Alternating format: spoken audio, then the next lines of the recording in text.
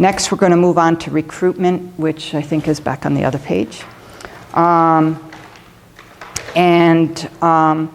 have done a ton of work on recruitment, including a book with a chapter on it that I will give 3 of you a book that I brought with me that talks all about executive and recruiting processes.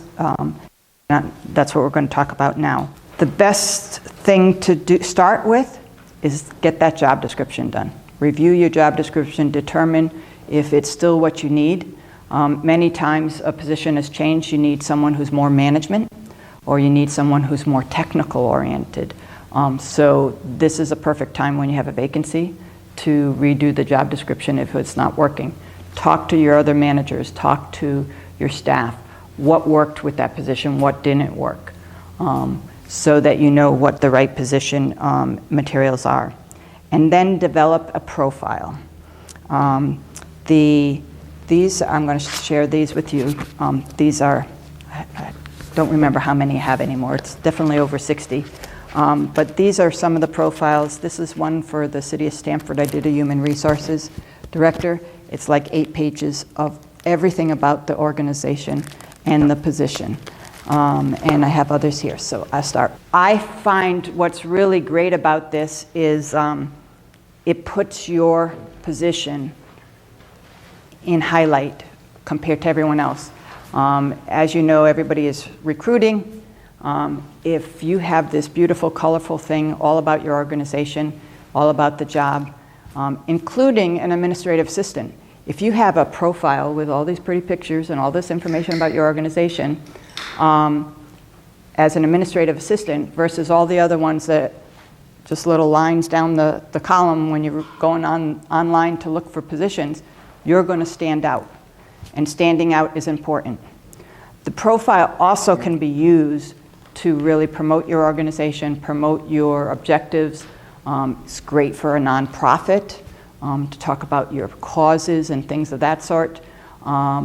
Every organization should have one, and then you can use it again and again because the basic information about your organization is the same. The position just changes. I talked about that I was doing a executive search for a city manager in Danville. Then they asked us to do an HR. So the first part of the profile was the same.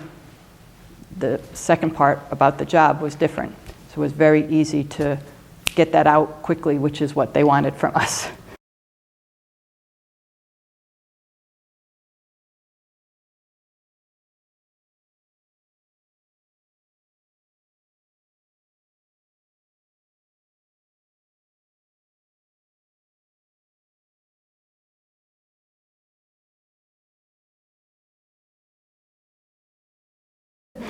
So once you've got all that into your profile, you need to set up a timetable.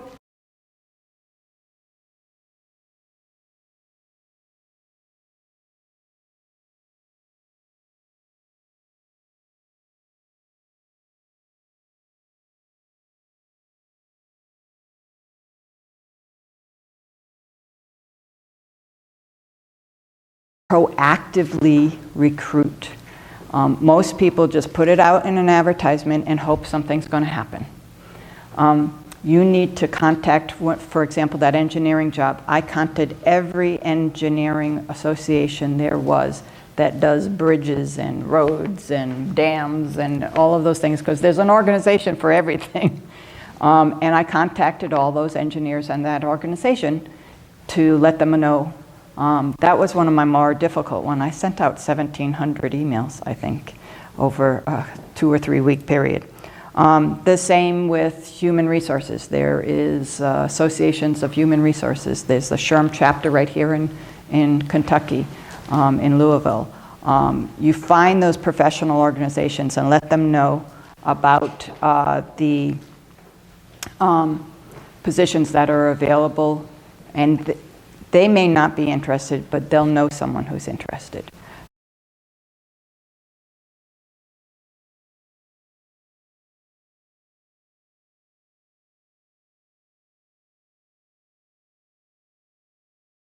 So I do that active recruiting. Then you need to screen the applications and the resumes.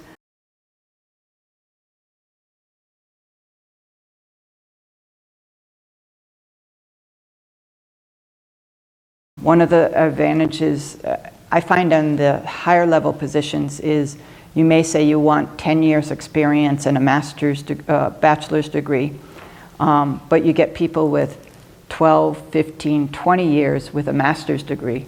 So if the organization you're working for would rather have more experience, then those people get on the top of the list.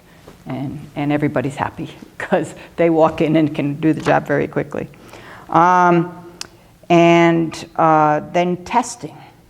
The testing process is always fun.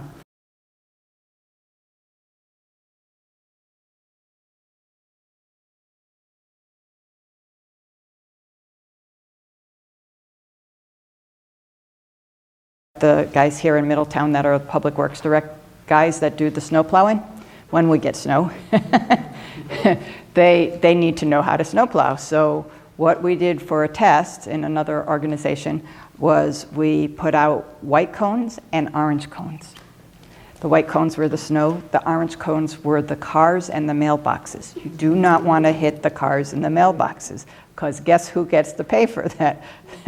So you want to hit the white cones. So you put the guy in the truck and say, knock down the white cones. They got 1 point for every white cone and got a negative point for every orange cone.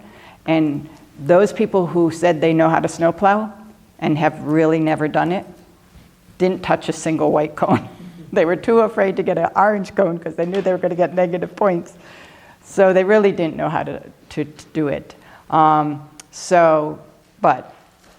those that hit the orange cones, you kind of don't want them. They're probably not good drivers. Most places you do an interview.